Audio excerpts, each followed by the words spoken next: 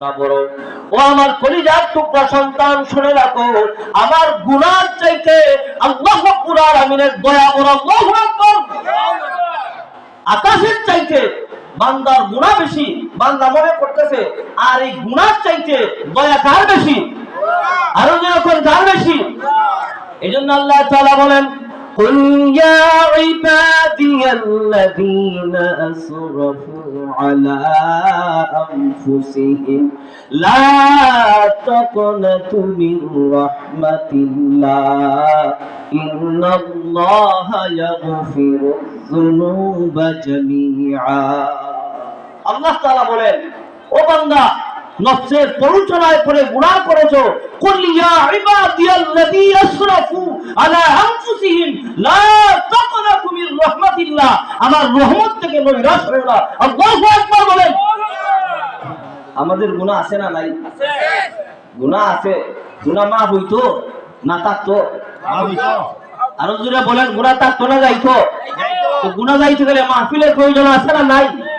খালি dining dining মেমে কিনিয়া যে তাইলে তো আমরা চিনি প্রতি বছরই আয় মাহফিলে বল ইতা শিখলে হামলাগতো না। এবার আসেন আমার মূল আলোচনায়। এই আয়াত কেন নাযিল হলো? আল্লাহ নবীজির একজন সাহাবী নাম হযরত ওয়াহশী রাদিয়াল্লাহু তাআলা আনহু। উনি নবীজির সাহাবী। উহুদের ময়দানে নবীজির আপন চাচা সাইয়্যিদুশ শুহাদা আমির হামজা রাদিয়াল্লাহু তাআলা উনি শহীদ করেছেন। শহীদ করার পরে নির্মমভাবে শহীদ করেছেন। শহীদ করার পরে আল্লাহ নবী রাহমাতাল লিল আলামিন নবী আল্লাহু আকবার বলেন, রাহমাতাল লিল আলামিন নবীজি খানে কাবার গিলাফের মধ্যে 11 জনের নাম, পুরুষের নাম মুখ করেছেন, আর 6 জন মহিলার নাম। কয়জন হলো? 11 কত? 17 জন নারী পুরুষের নাম খানে কাবার গিলাফের মধ্যে লিখে দিয়েছেন। আর বলেছেন, ও আমার সাহাবীরা, খানে কাবার গিলাফের মধ্যে যাদের নাম লেখা হয়েছে, আল্লাহর নামের কসম করে বলি, এদেরকে আমি ক্ষমা করব না, তোমরাও এদের ক্ষমা করিও না। রাসূল খানে কাবার গিলাফের মধ্যে এদের নাম নোট করেছেন। রাসূল বলেছেন এদের ক্ষমা করা যাবে না। হযরত ওয়াহশী শরীর ঘেমে যাচ্ছে। উনি চিন্তা করলেন, মুহাম্মদুর রাসূলুল্লাহ সাল্লাল্লাহু আলাইহি ওয়াসাল্লাম বলেছেন বাঁচার কোনো রাস্তা নাই। এবার হযরত ওয়াহশী আল্লাহ নবীজির কাছে চিঠি লিখলেন। চিঠি লিখে বলেন, ইয়া রাসূলুল্লাহ, ইয়া হাবিবাল্লাহ, ও মায়ার নবীজি, মন চায় ইসলাম কবুল করতে, ইসলামের সুশীতল ছায়াতলে আশ্রয় নিতে, কিন্তু আমি পারি না।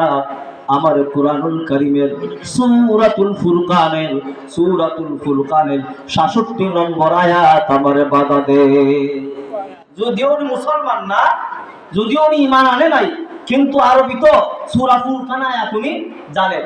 চিঠির মধ্যে লিখেছেন, ইয়া রাসূলুল্লাহ, ইয়া হাবিবাল্লাহ, সূরাতুল ফুরকানের আয়াত আমারে বাধা দেয়। উনি উল্লেখ করেছেন, ওয়াল্লাযীনা লা ইয়াদউনা মা'আল্লাহি ইলাহান আখার ولا يقتلون النفس التي حرم الله إلا بالحق ولا يزنون ومن يفعل ذلك يلقى أثاما। আল্লাহ তাআলা বুঝেন তোমার কথা, আমি কিন্তু ধারাবাহিক বলবো, কথা বুঝতেইব।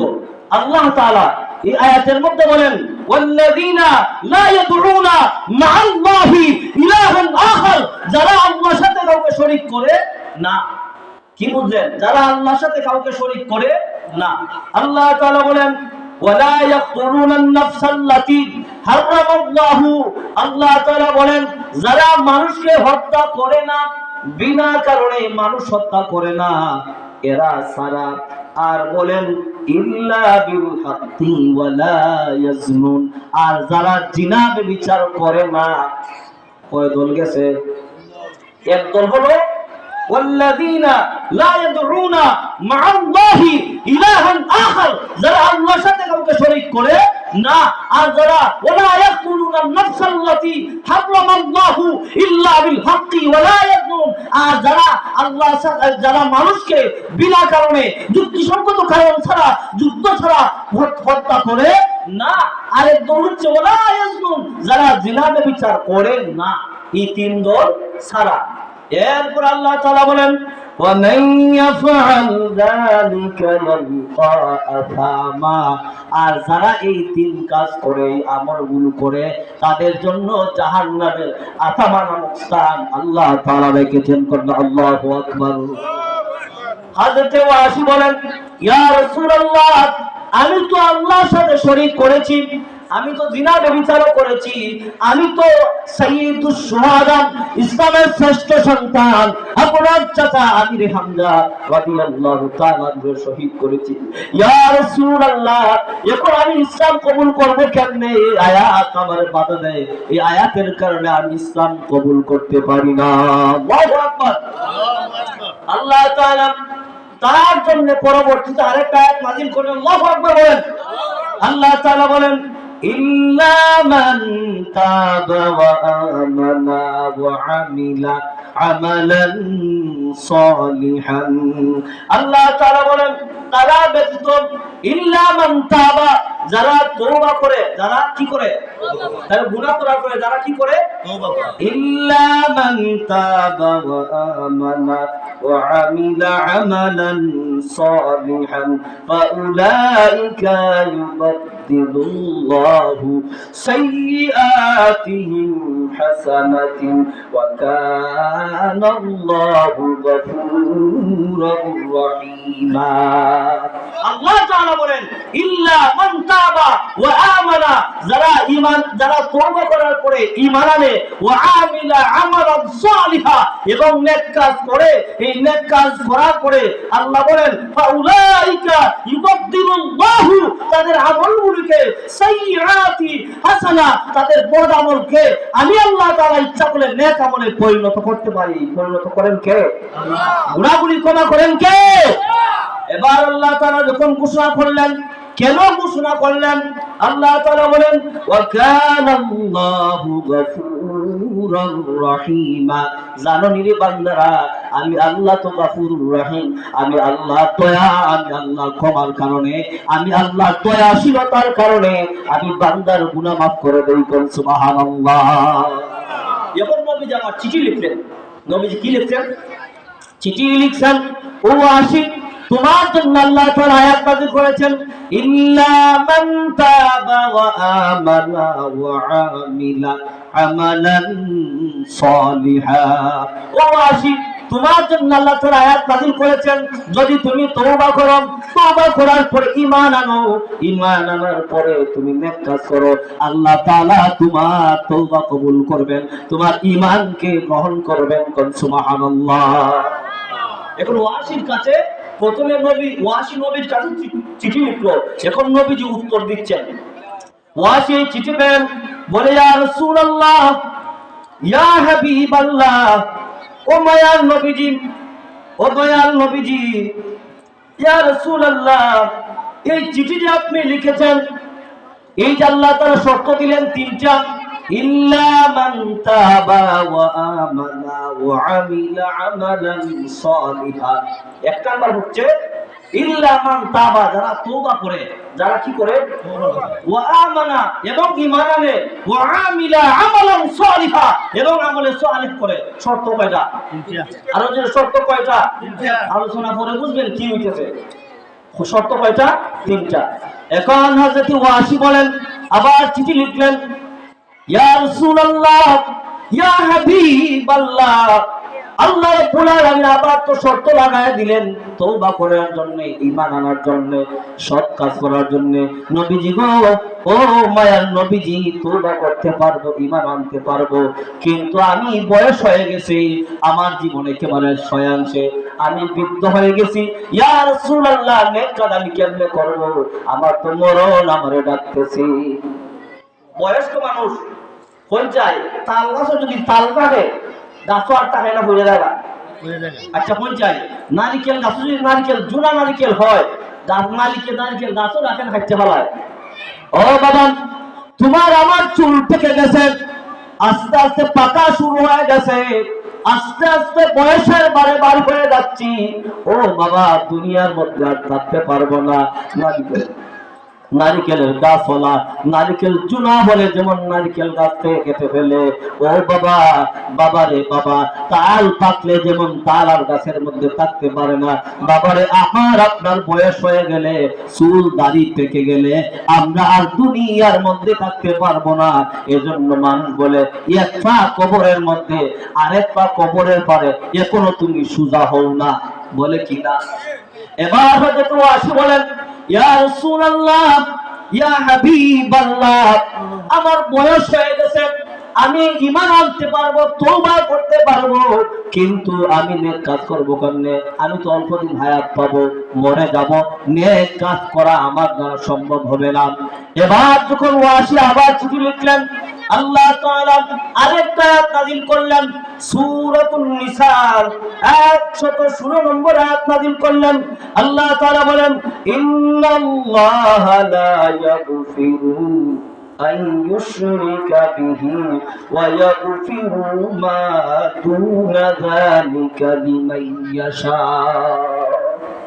আল্লাহ তাআলা বলেন, ইন্নাল্লাহ, নিশ্চয়ই আল্লাহ তাআলা, লা ইয়াগফিরু আইয়াশা, লা ইয়াগফিরু আইয়াশা, আল্লাহ তাআলা ক্ষমা করেন না, আইয়ুশরিকু বিল্লাহ, আইয়ুশরিকু বিহি, আল্লাহ তাআলা যদি যারা শরীক করেছে তাদেরকে আল্লাহ তাআলা ক্ষমা করবেন না। আল্লাহ তাআলা বলেন, লা ইয়াগফিরু আইয়ুশরিকু বিহি ওয়া ইয়াগফিরু মা দুনা যালিকা লিমান ইয়াশা, আল্লাহর সাথে যারা শরীক করবে তাদেরকে আল্লাহ তাআলা maaf করবেন না। এছাড়া মা দুনা যালিকা লিমান ইয়াশা, আল্লাহ যারা ইচ্ছা হয় তারে ক্ষমা করে দিবেন। কোন সুবহানাল্লাহ। আল্লাহ যারা ইচ্ছা তারে ক্ষমা করবেন, কিন্তু যারা শিরক করে তাদের ক্ষমা করবেন না। আল্লাহ তাআলা এজন্য বলেন, ইন্নাল্লাহা লা ইয়াগফিরু আন ইউশরিক বিহি ওয়া ইয়াগফিরু মা দুনা যালিকা লিমান ইয়াশা। আল্লাহু আকবার। এটা শিরক করলে মাফ আছে নি? নাই। শিরক করলে কোনো মাফ আছে? নাই। জানে রাখবেন, বুঝে রাখবেন, মাজার শরীফের রুজ থেকে আমি বলতে চাই, মাজারে সিজদা দেওয়া হারাম না হালাল? আরো যদি হালাল না হারাম? হারাম। আমরা মাজারে সিজদা দিব না, বরঞ্চ মাজারে আমরা জিয়ারত করব, ফাতিহা পড়ব, সূরাতুল ইখলাস পড়ব, দুরূদ শরীফ পড়ব, আমরা এগুলো করে দোয়া করব কার কাছে? আরো যদি বলেন কার কাছে? তাহলে এইগুলো করলে আল্লাহ তাআলা সুযোগ পাবে না। আমরা শিরকের মতো জঘন্য গুনাহ করব না। এবার আল্লাহ তাআলা যখন আয়াত নাযিল করলেন, ইন্নাল্লাহা লা ইয়াগফিরু আন ইউশরিকা বিহি, আল্লাহ তাআলা বলেন, ইন্নাল্লাহ, নিশ্চয়ই আল্লাহ তাআলা, লা ইয়াগফিরু, ক্ষমা করেন না, কাদেরকে? যারা আইয়ুশরিকা বিহি, যারা আল্লাহর সাথে শরীক করে। তাহলে আমরা আল্লাহর সাথে শরীক করব না। শরীক করব, শরীক মানে শিরিক করা, আমরা আল্লাহর সাথে শরীক করব না, অর্থাৎ শিরিক করব না। আল্লাহ তাআলা বলেন, এছাড়া মা দুনা যালিকা লিমান ইয়াশা, আমার ইচ্ছায় আমি বান্দারে maaf করে দিতে পারবো। ওয়াসির কাছে আবার চিঠি লিখলেন, ও ওয়াসি, আল্লাহ তাআলা আয়াত নাযিল করেছেন, তোমার ইচ্ছা করলে maaf করতে পারেন। এবার হযরতে ওয়াসি এই চিঠি পাওয়ার পরে আবার নবীজির কাছে চিঠি লিখলেন, ইয়া রাসূলুল্লাহ, ইয়া হাবিবাল্লাহ, ও মায়ার নবীজি, আপনি তো চিঠি লিখেছেন, আল্লাহ তাআলা আয়াত নাযিল করেছেন, এখানে একটু বেড়া লেগে গেছে, এখানে একটু ফেস লাগছে। আল্লাহ নবী গো, আল্লাহ তাআলার ইরাদায় আমি নাও থাকতে পারি। আল্লাহ তাআলা ইচ্ছা করলে যার ইচ্ছা তারা maaf করতে পারেন, আমার তো আল্লাহ ইচ্ছা নাও করতে পারেন, তাহলে আমার কি হইব? আল্লাহ তাআলা এই আয়াত যখন নাযিল করলেন, নবীজি চিঠি লিখলেন, ওয়াসি বলেন, ইয়া রাসূলুল্লাহ, আমার ভয় হয় আল্লাহ তাআলা আমারে তো আল্লাহ তাআলার ইরাদায় আল্লাহ তাআলার ইচ্ছা নাও আনতে পারেন, আমার কি উপায় হবে? তখন আল্লাহ তাআলা ফাইনালি আয়াত নাযিল করে দিলেন, সূরাতুল জুমআর 52 নম্বর আয়াত, 6 নম্বর আয়াত, আরো 6 নম্বর আয়াত। হাফেজ সাহেব আছেন, শ্রদ্ধেয় হাফেজ সাহেব আছেন। আল্লাহ তাআলা বলেন, কুল ইয়া ইবাদিয়াল্লাযীনা আসরাফু আলা আনফুসিহিম লা তাকনাতু মির রাহমাতিল্লাহ। আল্লাহ তাআলা বলেন, ও আমার বান্দারা, যারা নফসের পরিচালনা করে গুনাহ করেছো, লা তাকনাতু মির রাহমাতিল্লাহ, আমি আল্লাহর রহমত থেকে তোমরা নৈরাশ হইও না। তাহলে বান্দার গুনাহ ছিল আকাশ থেকে বড়, এই গুনাহ maaf করছেন কে? আরো জোরে maaf করছেন কে? তাহলে গুনাহ আল্লাহ তাআলা ইচ্ছা করলে maaf করতে পারেন। এবার যখন এই আয়াত নাযিল হলো, হযরত ওয়াসি চাদরে মুড়ায়া নবীজির কাছে আসলেন, ইয়া রাসূলুল্লাহ, দীর্ঘদিন পরে আল্লাহ তাআলা আয়াত নাযিল করেছেন, আমি ইসলাম কবুল করার জন্য এসেছি। আল্লাহ নবী তারে কালিমা পড়ায় মুসলমান বানায় দিলেন। আর বললেন যে ওয়াসি, তুমি আমার সামনাসামনি থাকবে না, কেন জানোনি? তুমি আমার চাচারে শহীদ করেছো, তোমার দেখলে আমার মনে হয়ে যাবে। ও ওয়াসি, বলো তো দেখি, আমার চাচা আমির হামজারে তুমি কেমনে শহীদ করেছিলেন?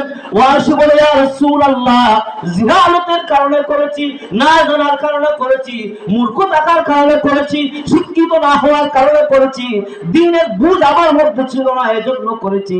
আল্লাহ নবী বলেন, কেমনে শহীদ করেছো? ওয়াসি বলে, ইয়া রাসূলুল্লাহ, ইয়া হাবিবাল্লাহ, সাইয়্যিদুশ শুহাদা, ইসলামের শ্রেষ্ঠ সন্তান আমির হামজার তলোয়ার দিয়ে আঘাত করেন জমিনের মধ্যে শুয়ে ফেললাম, তারপরে তার দুইটা হাত কাটলাম, ইয়া রাসূলুল্লাহ, তারপরে তার দুইটা পা কাটলাম, ইয়া রাসূলুল্লাহ, কান কাটলাম, পা কাটলাম, চুল উপড়ে ফেললাম, নাক কাটলাম, তারপর শেষ হয় নাই। ইয়া রাসূলুল্লাহ, ইয়া হাবিবাল্লাহ, সাইয়্যিদুশ শুহাদা আমির হামজা রাদিয়াল্লাহু তাআলা বুক ছিঁড়ে ফেললাম, বুক ছিঁড়ে ফেলে কলিজা বের করে হিন্দার কাছে দিয়েছি, আর সেই কলিজা চিবিয়ে চিবিয়ে খেয়েছে। নাউযুবিল্লাহ। আল্লাহ রাসূল এই বর্ণনা শুনেছেন, আর দাড়ি মুবারক ভিজে ভিজে পানি পড়ে। আর নবীজি বলেন, ওয়াসি রে, ইসলাম কবুল করেছো ঠিক আছে, তুমি আমার সামনে আসবে না, পাছনে থাকবে, তোমার দেখলে আমার চাচার কথা মনে পড়ে যায়। সোনার মদিনা বহু দূরে, কিন্তু মদিনাওয়ালা আমার অন্তরে, কিন্তু মদিনাওয়ালা আমার। সোনার মদিনা বহু দূরে, কিন্তু মদিনাওয়ালা আমার অন্তরে, কিন্তু মদিনাওয়ালা আমার অন্তরে। যে গিয়েছে একবার সোনার মদিনা, তাহার মনে আর কোনো দুঃখ রইল না।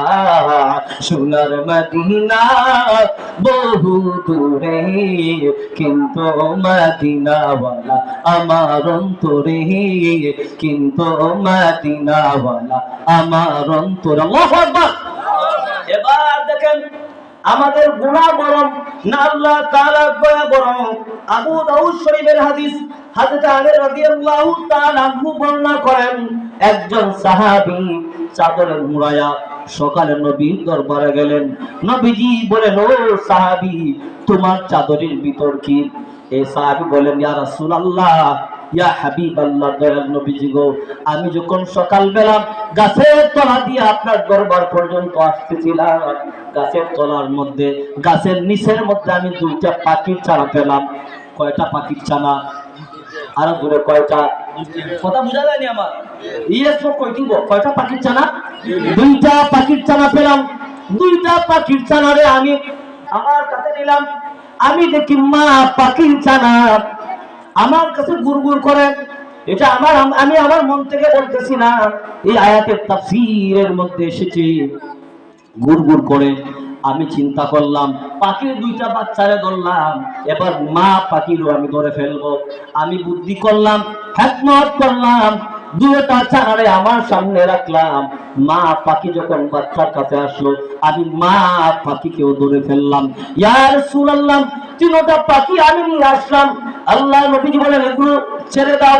এগুলো যখন ছেড়ে দিল, দেখে মা পাখি তার বাচ্চারে এইভাবে আঁকড়ায় ধরেছে। আল্লাহু আকবার। সাহাবীরা সবাই তাকিয়ে আছেন। আল্লাহ নবীজি বলেন, ও আমার সাহাবী শুনুন, এই মা পাখি তার ছানারের, মা পাখি তার বাচ্চার প্রতি যতটা করুণাময়, যতটা দয়াশীল, মহান আল্লাহ তাআলা তার বান্দার প্রতি তার চাইতে হাজার হাজার গুণ বেশি দয়াশীল করেন। সুবহানাল্লাহ, আল্লাহু আকবার। আমাদের এই গুনাহগুলি মাফ করবেন কে? আরো জোরে মাফ করবেন কে? আল্লাহ তাআলা মাফ করবেন। এই জন্য বেশি বেশি করে আমরা গুনাহ করলে তওবা করব, গুনাহ করলে কি করব? তানবীহুল গাফিলের মধ্যে আল্লামা আবুল ইসলামকান্দি রাহমাতুল্লাহ আলাইহি বলেন, 3টা কাজ বিলম্ব ছাড়া দ্রুততার সাথে করতে হবে। কয়টা কাজ? আরো জোরে কয়টা কাজ? 3টা কাজ বিলম্ব ছাড়া দ্রুততার সাথে যত তাড়াতাড়ি পারা যায় তত তাড়াতাড়ি। 1 নম্বর হইছে আজানই গিয়া গরমাই থাকতাম, আজানই গিয়া মসজিদ নামাজ, আর দেরি নাই, আর দেরি নাই। 2 নম্বর হলো কোন মানুষ যদি গুনাহ করে, গুনাহ করার পরে গুনাহ করেছো করা মাত্রই তওবা করবে, এই তওবা আল্লাহ তাআলার দরবারে কবুল হয়ে যায়। সুবহানাল্লাহ। 3 নাম্বার হইছে কোন মানুষ যদি মারা যায় তাহলে দ্রুততার সাথে তার দাফন কার্য সম্পাদন করা, দ্রুত করণ লাগে, তাড়াতাড়ি করণ লাগে। লাশ রাখিয়া দিনের পর দিন না, 5 দিন 7 দিন ছেলে আমেরিকা কি আইব না, অসুস্থ খবর আসেন না, এখন মরি গেছে, এখন একটা করতো আছে না নাই? খবর নেলে একবারও আর ওটা মরে গেছে আছে না? এরকম বাড়ি, এরকম বাড়ি নাই, সব এলাকাত আছে, সব এলাকাতে ফাটি আছে। জীবনে একবার খবর লয় না, চেলা ঢিলি ভাই তুমি ভালো ভাই আমি না, তুমি 1 মাস আমি 1 মাস, তুমি 15 দিন আমি 8 দিন, চেলা ঢিলি করে না। আর মরে গেলে আমার আপনাকে শুনিয়া না। আর ফ্রিজিং গাড়ির মধ্যে রাখছে না, যত দ্রুত সম্ভব যত দ্রুত দাফন করা। বলেছেন কে? মুহাম্মাদুর রাসূলুল্লাহ সাল্লাল্লাহু আলাইহি ওয়াসাল্লাম। যত দ্রুত সম্ভব দাফন কার্য করা। 2 নাম্বার এই গেল 3টা কাহিনী। আমি আবার এই গেল 3টা কথা। আমি এবার বলবো আল্লাহ তাআলার দয়া বড় না, আল্লাহ তাআলার দয়া বড় না বান্দার গুনাহ বড়? হযরতে আবু হুরায়রা রাদিয়াল্লাহু তাআলা আনহু, নাম কি? হযরতে আবু হুরায়রা রাদিয়াল্লাহু তাআলা আনহু আল্লাহ নবীজির একজন মহিলা, সাহাবা মহিলা নবীজির অপেক্ষা করে রাস্তার মধ্যে অপেক্ষা করতেছে। ঘটনাক্রমে আবু হুরায়রা পেয়ে গেছে। আবু হুরায়রা রে, ও আবু হুরায়রা, আমি মস্ত বড় গুনাহ করেছি, আমার গুনার কি হবে? আমার কোনো তওবার রাস্তা আসেনি। আবু হুরায়রা বলেন, ও আল্লাহর বান্দি, অন্ধকারে তোমার মুখ দেখি না, নেকাব লাগিয়ে আসছো, বলো তুমি কি গুনাহ করেছো? মনোযোগ দিয়ে শুনবেন। এই মহিলা বলে, আবু হুরায়রা রে, ও আবু হুরায়রা, গুনার কথা বলতে আমার শরম লাগে, লজ্জা হয়, তবু না বললে তো উপায় নাই। আমি এমন গুনাহ করেছি, আমি একটা পরপুরুষের সাথে জিনা করেছি। নাউজুবিল্লাহ বলেন। আমি একটা পরপুরুষের সাথে জিনা করেছি। জিনা করার পরে জিনার একটা সন্তান আমার পেটের মধ্যে এসে গেছে। এখন এই সন্তান যখন প্রসব হয়েছে, আমি নিজ হাতে সন্তানকে মেরে ফেলেছি। হযরত আবু হুরায়রা বলেন, ও আল্লাহর বান্দি, তুমি ধ্বংস হয়ে গেছো। ও আল্লাহর বান্দি, তুমি ধ্বংস হয়ে গেছো। তোমার তওবার কোনো রাস্তা নাই, তোমার গুনাহ মাফের কোনো রাস্তা নাই। আবু হুরায়রা এই কথা কইয়া গেছুন। যাওয়ার পরে এইদিকে মহিলাই কথা শুনে আপনার মাথা ঘুরিয়ে জমিনের মধ্যে পড়ে গেছেন। জমিনের মধ্যে পড়ে যাওয়ার পরে এবার আবু হুরায়রা চলে গেছেন, আর এই মহিলার খুঁজলেন না। রাত্রিবেলা বিছানার মধ্যে ঘুমায়া ঘুমায়া চিন্তা করেন, আমি কেমনে ফতোয়া দিলাম নবীজি তাতে আমি ফতোয়া দেওয়ার কে? এখন আছে না দাখিল মাস করছে না, ফতোয়া দেয় আছে না নাই? স্যার আমার ডরাই, সারাসারি হইছে না, শিল্প মারিয়া দিয়া দি মনে আছে না নাই? আরে আমরা ডরাই, আই খুঁজছে না। কদিন আগে একটা আইছে, 3 তালাক দিলাইছে মসজিদ ইমাম সাহেব, শেষ করে দেয়, আরে খুঁজছে না, শেষ করে দিলাইছে। ইরম আছে না নাই? আরে বাপরে, আপনাদের এলাকাত নাই, সাইরদি কি আছে? এখানটা মনে হয় নাই, মাথুন নাদি আছে না নাই? আছে। হযরত আবু হুরায়রা রাদিয়াল্লাহু তাআলা আনহু বিছানার মধ্যে শুয়ে শুয়ে চিন্তা করেন, আরে আমি আবার কে? নবীজি দুনিয়ার মধ্যে আছে, আমি ফতোয়া দেওয়ার কে? নবীজি ফতোয়া দিবেন, আমি শুনবো। আবু হুরায়রা চিন্তা করলেন আমার ভুল হয়ে গেছে। ফজরের নামাজে সবার আগে মসজিদ নববীর মধ্যে নামাজ শেষ করে মনে শান্তি নাই, রাতে ঘুম হয় না।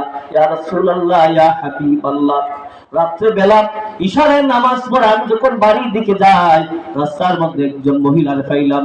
মহিলা বলল তার গুনাহ এই গুনাহ করেছে, জিনা করেছে, জিনার ফসল সন্তান প্রসব করেছে, এই সন্তানকে মেরেছে। ইয়া রাসূলুল্লাহ, আমি তারে বলেছি তুমি ধ্বংস হয়ে গেছো। আল্লাহ নবীজি বলেন, ও আবু হুরায়রা, তুমি কি আয়াত পড়ো নাই? আল্লাহু আকবার। কেন তুমি ফতোয়া দিলে? তুমি তো ধ্বংস হয়ে যাবেন। আল্লাহ নবী বলেন, হাদিসের মধ্যে শুনছেন আল্লাহ নবীজি এই আয়াত তিলাওয়াত করেন, ইল্লা মান তাবা ওয়া আমানা ওয়া আমিলা আমালান সালিহান ফাউলাইকা ইউবাদদিলুল্লাহু সাইয়্যাতিহিম হাসানাত ওয়া কানা আল্লাহু গফুরার রহিমা। আল্লাহ নবীজি এই আয়াত তিলাওয়াত করে বলেন, ও আবু হুরায়রা, তুমি কি আয়াত তিলাওয়াত করো না? আল্লাহ তাআলা ঘোষণা করেছেন, ইল্লা মান তাবা, যারা তওবা করে, ওয়া আমানা, এবং ঈমান আনে, এরপরে যারা আমল সালেহ করে, তাদের গুনাহগুলি আল্লাহ তাআলা maaf করে দেন। তুমি কি আয়াত পড়ো নাই? আবু হুরায়রা রে, তুমি ভুল করেছো, বরঞ্চ তুমি ধ্বংস হয়ে যাবে। এবার আবু হুরায়রা দিনের বেলা আর খাওয়া দাওয়া নাই, উনি অ্যানাউন্স করেন, রাত্রে বেলা যে মহিলার সাথে আমার দেখা হয়েছে, দয়া করে আমার সাথে আবার দেখা করেন, আপনার জন্য সুসংবাদ। সারাদিন উনি মাইকিং করেন, অ্যানাউন্স করেন মহিলার খোঁজে, আর মানুষ পাগল পাগল বলে সম্বোধন করতেছে।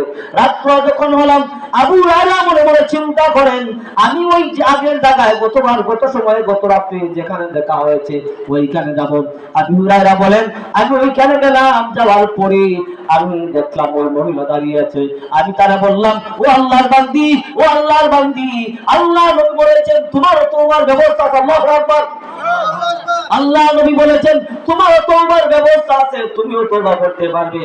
তওবা মতো তওবা করলে আল্লাহ তোমার গুনাহ maaf করবে। কোন সুবহানাল্লাহ।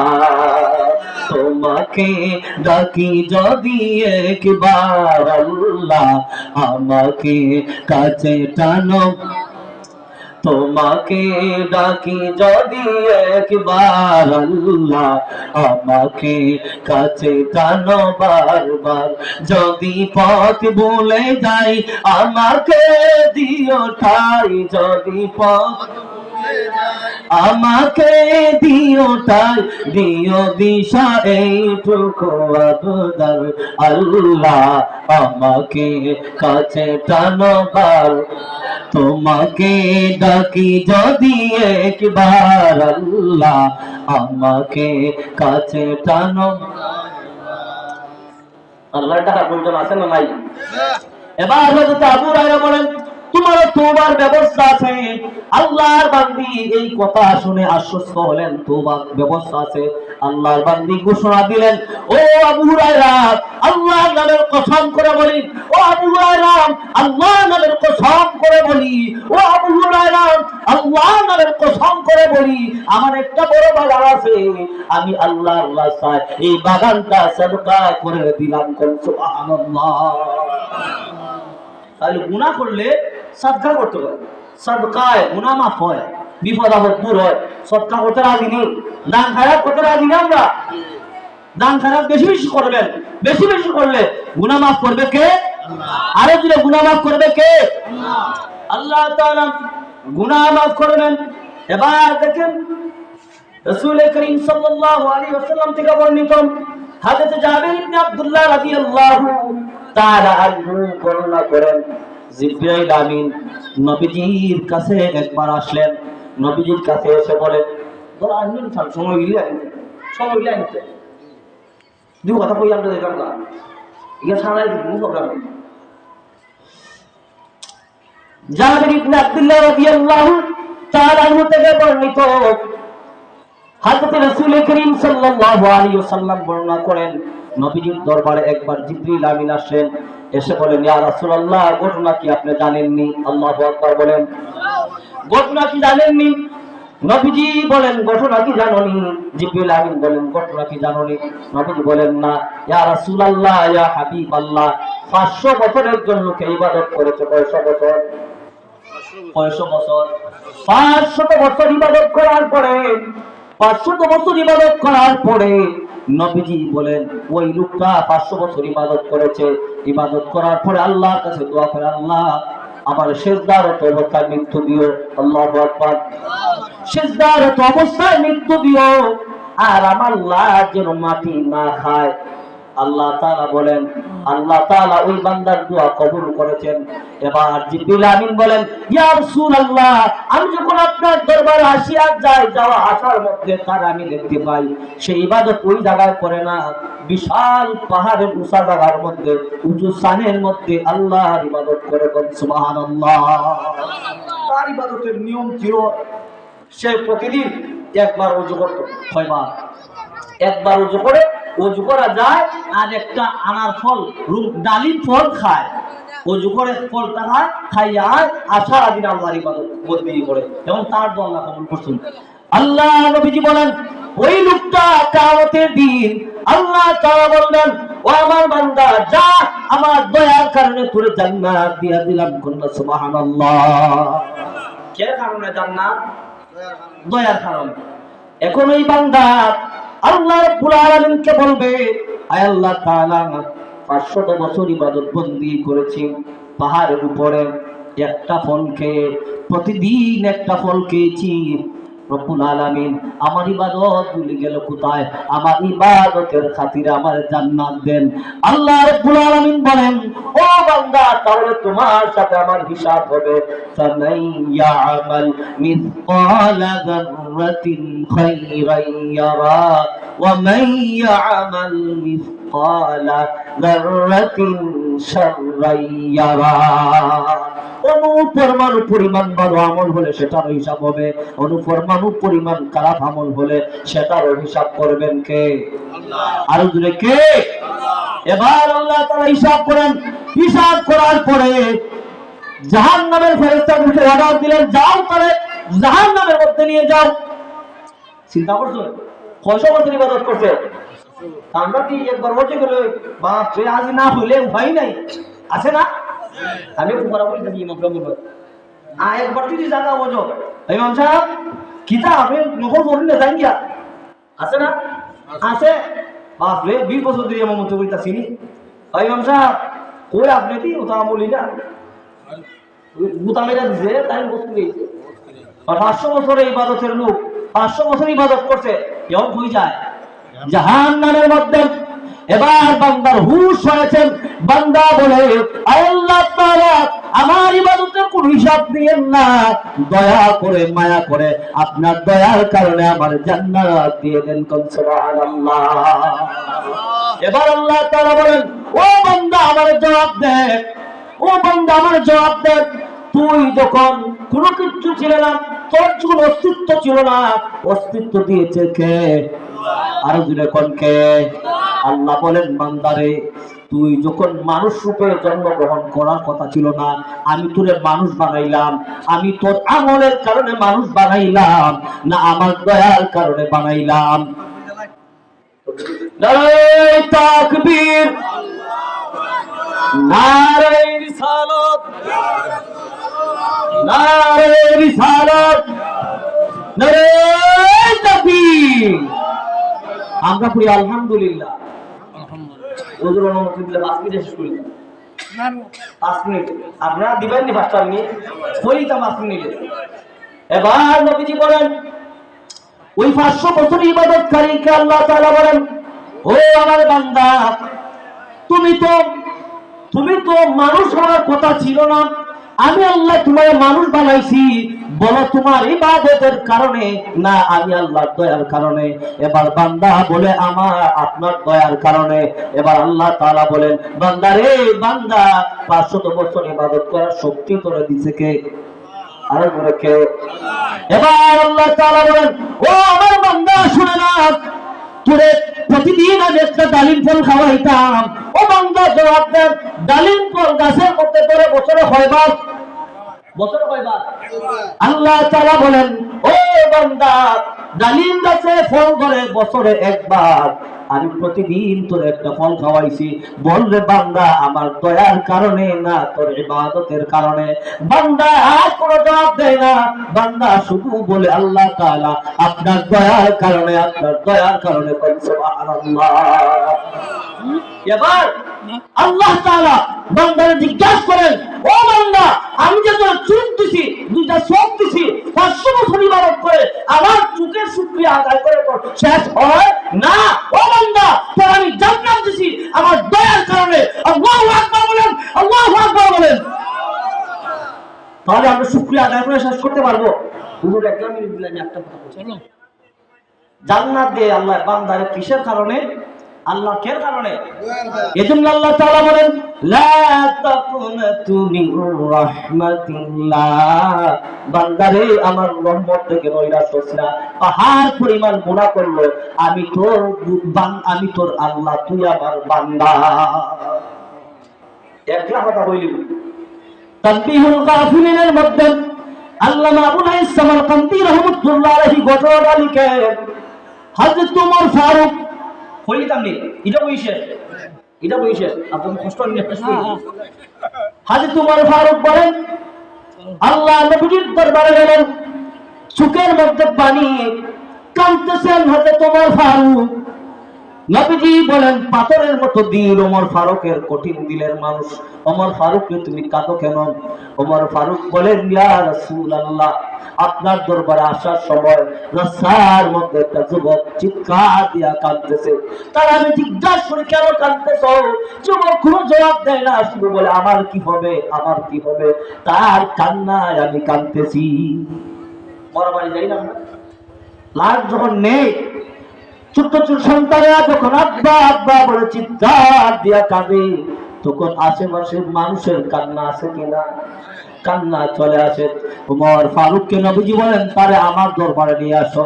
নবীজির দরবারে তারা নিয়ে আসা হলো। এবার নবীজি বলেন, ও আল্লাহর বান্দা, তুমি কাঁদো কেন? তোমার কি হয়েছে আমার খুলে বলো। আল্লাহর বান্দা বলে, ইয়া রাসূলুল্লাহ, আমার অনেক বড় গুনাহ হয়েছে। আল্লাহ নবীজি বলেন, কি গুনাহ হয়েছে বলো, তোমার কত বড় গুনাহ হয়েছে? আল্লাহর সাথে তুমি শরীক করেছো নাকি? সাহাবী বলেন, না। তাহলে কি গুনাহ করেছো? ইয়া রাসূলুল্লাহ, শিরকের চাইতে আরো বড় গুনাহ করেছি। এবার সাহাবী বলেন, ইয়া রাসূলুল্লাহ, আমি শিরকের চাইতে আরো বড় গুনাহ করেছি। আল্লাহ নবীজি বলেন, আল্লাহ তাআলার আরশের চাইতে বড় গুনাহ করেছো নাকি?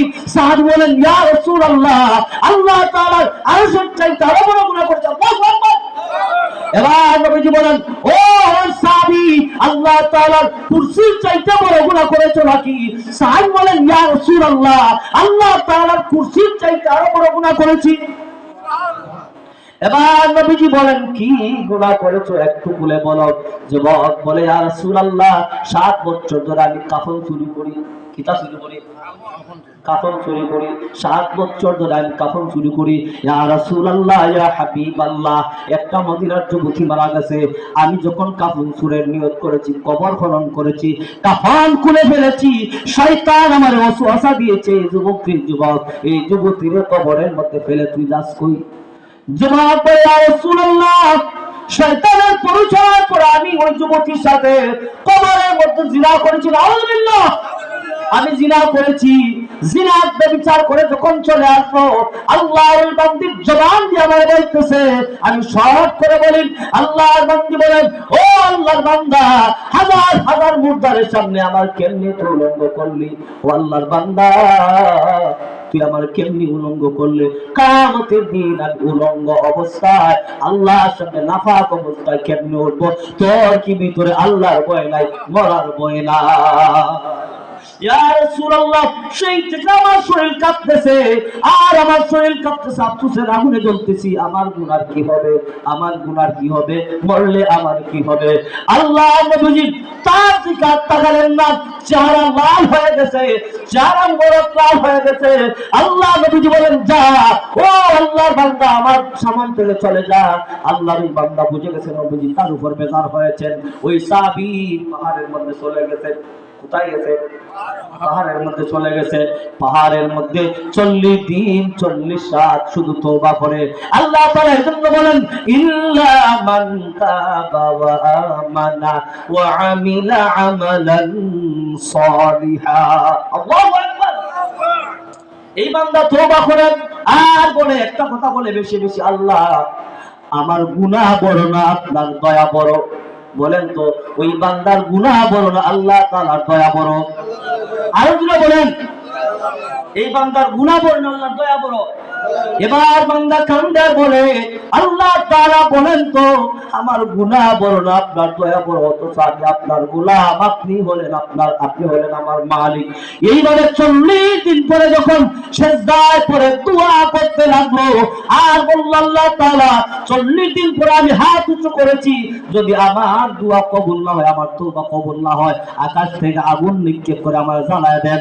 আর যদি তওবা কবুল হয় দয়াল নবী পর্যন্ত আমার তওবা কবুলের খবর দিয়ে দেন। সুবহানাল্লাহ। আল্লাহ নবীজির এই তওবা কবুল হলো। নবীজির কাছে জিবরাইল আমিন আসলেন, এসে বলেন ইয়া রাসূলুল্লাহ বলেন তো দেখি আল্লাহ তাআলা গোটা সৃষ্টি জগৎকে সৃষ্টি করেছে? আল্লাহ নবী বলেন আমারে সহ তাম পৃথিবী আল্লাহ রাব্বুল আলামিন সৃষ্টি করেছেন। সুবহানাল্লাহ। এবার জিবরাইল আমিন বলেন আল্লাহ তাআলা জানতে চেয়েছেন গোটা সৃষ্টি জগৎকে কে খাওয়ায়, রিজিকের ব্যবস্থা করে কে?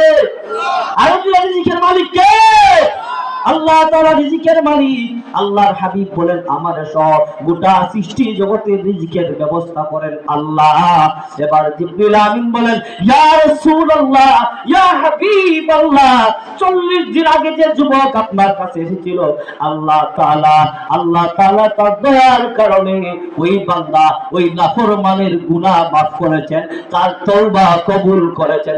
সুবহানাল্লাহ। আল্লাহু আকবার। আল্লাহু আকবার।